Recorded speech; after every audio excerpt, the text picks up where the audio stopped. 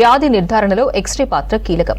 ప్రమాదాల బారిన పడిన వారి కాక నొప్పులతో బాధపడుతున్న వారికి ఎక్స్రే తీసి నివేదిక ఆధారంగా ట్రీట్మెంట్ చేస్తారు వైద్యులు. అలాంటి ఎక్స్రే మిషన్ కు జబ్బు చేసింది. ఖమ్మం జనరల్ హాస్పిటల్లో ఎక్స్రే మిషన్ పనిచేయకపోవడంతో పేషెంట్లు ఇబ్బందులు పడుతున్నారు.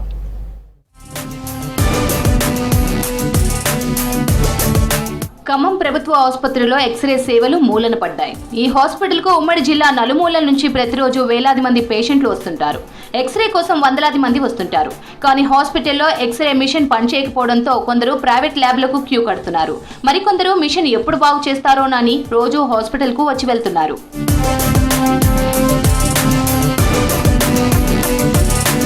ఎక్స్రే మిషన్ పాడవక ముందు రోజు 250 నుంచి 300 మంది వరకు ఎక్స్రే తీసేవారు. ఓపీ సేవలతో పాటు ఇన్ పేషెంట్లకు సైతం ఎక్స్రే సేవలు కీలకం కావడంతో 24 గంటల పాటు సిబ్బంది విధులు నిర్వర్తించారు. కొన్ని రోజుల క్రితం ఎక్స్రే మిషన్ లో సమస్య ఏర్పడి సేవలు నిలిచిపోయాయి. ఖమ్మంలో ఉన్న గవర్నమెంట్ హాస్పిటల్కి వస్తే చెస్ట్ ఎక్స్రే కోసమని వేరే దగ్గర అక్కడ రాస్తే అక్కడ మిషన్ పాడైపోయింది, పని చేయట్లేదని చెప్పారు. ఇక్కడ చిన్నపిల్లలు ఎక్స్రే తీస్తారంట. తీస్తే ఇక్కడికే పెద్దవాళ్ళని కూడా పంపిస్తున్నారు. సో ఇక్కడ పెద్దవాళ్ళని కూడా పంపించడం వల్ల చిన్నపిల్లలు లేట్ అవుతుంది. పెద్దవాళ్ళకి కూడా వాళ్ళు ఓపికతో ఉండలేక ఎంతసేపు అని గొడవ చేస్తున్నారు. సో మాకు కూడా లేట్ అవుతుంది, ఎక్కువ ఓవర్లోడ్ అవుతుందండి. ఇక్కడ ఎక్స్రే తీయించుకోవాలంటే ఓవర్లోడ్ అవుతుంది. ఆడ ఎక్స్రేలు కూడా ఎక్కువ స్కాన్ కావక ఇబ్బంది పడుతున్నాం.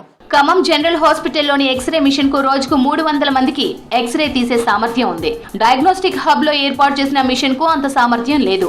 ఇక్కడ ఎక్స్రే మిషన్ మ్యామోగ్రఫీకి లింక్ చేస్తూ ఏర్పాటు చేశారు. దీంతో క్యాన్సర్ నిర్ధారణకు మ్యామోగ్రఫీ మిషన్ ద్వారా స్కాన్ చేయాల్సి ఉండడంతో కేవలం 50 ఎక్స్రేలే తీస్తున్నారు.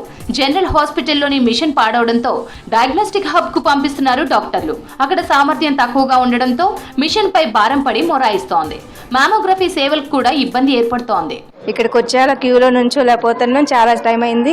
అక్కడ మిషన్ పని చేయట్లేదని చెప్పారు. మళ్ళీ ఇక్కడికి వచ్చాము. ఇక్కడ కూడా ప్రాబ్లం ఉందని అంటున్నారు. పెద్దవాళ్ళు ఇక్కడికే వస్తున్నారు, చిన్నవాళ్ళు కూడా ఇక్కడికే వస్తున్నారు.